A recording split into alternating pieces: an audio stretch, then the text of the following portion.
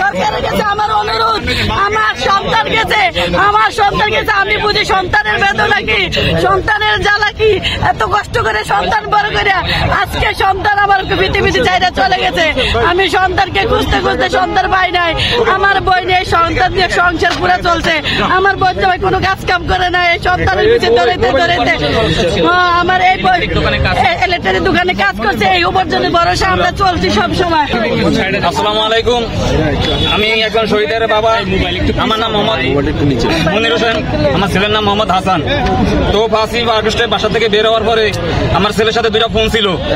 5:40 সেদিকে ফোনগুলো বন্ধ হয়ে গেছে। আমরা যত ওরে ফোন দিতাম চাই, কিন্তু ফোন মানে কাটতে আইতে আছে। এরপর থেকে আমার ছেলের আর কোনো আমরা সন্ধান পাইতে আসি না। রাত্র পর 1টা বাজতে গেছে, রাত্র বাসায় ফিরে নাই। 6 তারিখ আমি ঢাকা আইসা ঢাকা মেডিকেল, মিরপুর, সরদ্দি, আঞ্জুমান বিভিন্ন জায়গায় আমরা খোঁজাখুঁজি করতে আসি। তারপর আমার ছেলের কোনো আমরা সন্ধান পাইতেছি না। এই বাজে করতে করতে পরে 5 মাস 11 দিন হয়ে গেছে। তখন বৈষম্য বিরোধী ছাত্র আন্দোলনের ওই যে হাসান আব্দুল্লাহ এবং সারজিদ আলম এবং ওই যে নাফিজা আক্তার, ওনারা সমন্বয়ক, ওনারা একটা করে বডি ঢাকা মেডিকেল মর্গে থেকে নামানোর পরে আমার ছেলে ধরা গেছে যে জাঙ্গা ফিরে বাসাতে বের হয়েছে। ওই জাঙ্গা, পায়জামা, পাঞ্জামি, গেঞ্জি এবং থুতনিতে ঘুরা ঘুরা দাড়ি, হাতের কাটা দাগ, কিন্তু মুখের ফেসটা অনেক নষ্ট হয়ে যাওয়াতে পরে ওনারা বলছে যে আপনারা ডিএনএ ম্যাচিং করতে হবে। পরে আমরা 5 মাস 12 দিন পরে শনাক্ত করছি। 1 মাস 1 দিন পরে আমরা ডিএনএ ম্যাচিং ইনশাল্লাহ হয়েছে। আমার পরে আমরা ম্যাচিং করার পরে আজকে আমাদের কাছে লাশ হস্তান্তর কাছে সমন্বয়ক ভাইদের কাছে আমার এই পর্যন্ত সরকারের পক্ষ থেকে কোনো সহযোগিতা আমারে করে না। মানে আমি বিচার চাইতে আছি। আমার ছেলের বাড়ির থেকে যান গিয়া কিসের জন্য আপনি ছেলে টোকাটুকি করতেছেন? আপনি বাড়ির যান। উনির নাম হলো মহিবুল, প্রয়োজন হলে আমি নাম্বার দিব। আর ওরা আমার দাঁতি মারি আমি সকালে যা বসে রয়েছি, মানে আমার দুপুরের বেলায় কথা বলে বাসায় যান গিয়া কিসের জন্য এই থানায় আসেন? পোলা মরিয়া গেছে, পোলা টোকাটুকি লাগবো না। তো আমি দেশবাসীর কাছে এবং এই দেশের যত সমন্বয়ক বাইরে আছে, ছাত্র বাইরে আছে, আমি মানে উপদেষ্টা যারা আছে সবার কাছে আমার এতটুকু দাবি, প্রধান উপদেষ্টা সহ, যে আমার ছেলের যারা জড়িত একজন করে ধরিয়া তাদেরকে আইনের আওতায় আনতে হবে। আমার এই সরকারিভাবে রাষ্ট্রীয়ভাবে যেন আমার ছেলের মর্যাদা, শহীদি মর্যাদা দেওয়া হয় এবং রাষ্ট্রীয়ভাবে যেন তালিকাভুক্ত করা হয়। আমি আটটু কথা বলতাম চাই, যাত্রাবাড়ির এক এসআই, ওনার নাম হলো এসআই মুর্শেদ, উনি আমাদেরকে যে সহযোগিতায় 1 মাসে করেছে, উনি না হইলে মূলত আরো অনেক দেরি হয়ে যেত, কিন্তু ওনার কারণে আমরা অনেকটা সহযোগিতা পাইছি। আমার এক এসপি স্যার, আমার কাকা, আমার এক কাকা এসপি মোর্শেদ স্যার, উনি বাড়ি ভোলা, ওনার বাড়ি Bhola. SP sir Rajarbagh telecom centre 3 তলা দেয়।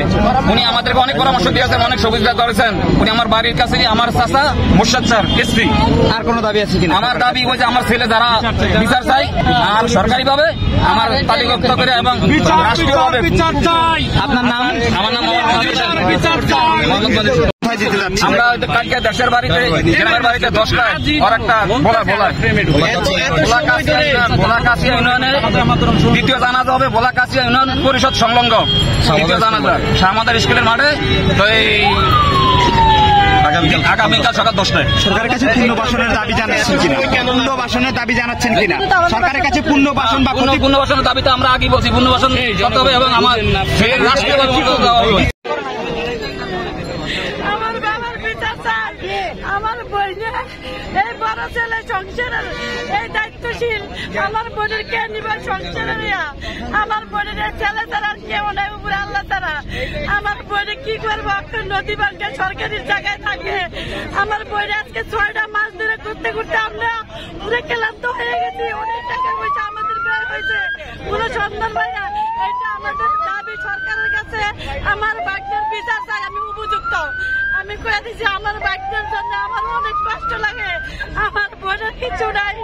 এই বড় ছেলে দিয়ে আমার বোনের সংসার চলে, বাচ্চাদের লেখাপড়ার খরচ। আমার বোন অনেক কি করে নিঃস্ব হয়ে গেছে এই ছেলে হারাইয়া। আর কি করবো? আমি এটা সরকারের কাছে আবেদন, আমার আমি উপযুক্ত বিচার চাই। এটা সবাইকে আমি জানিয়ে দিলাম। আমি বাঘের জন্য কি করবো? আমার বাঘে কি করে গেছে? আমার বাঘে কেমনে গেল? আমার বাঘেরা কারা মারছে? আমরা তাদের বিচার চাই উপযুক্ত। আমার বোনের একমাত্র সন্তান, এই সংসারের হাল ধরে নিয়ে ছেলে, এক ছেলে হারাই আমার বোন আজকে পাগল হয়ে গেছে, রাস্তা রাস্তা ঘুরতে আছে ছেলের জন্য। চাকরি করতো, ইলেকট্রিক দোকানে চাকরি করতো, আর যে সব সংসারের বৃত্তান্ত চলতো। আমার বোনের এই বড় ছেলে, এই সম্বল, আর কোনো সম্বল নাই। নদী ভাঙ্গা সরকারি জায়গায় থাকে আমার বোনে, এই ছেলেটা দিয়ে সংসার পুরো চলছে।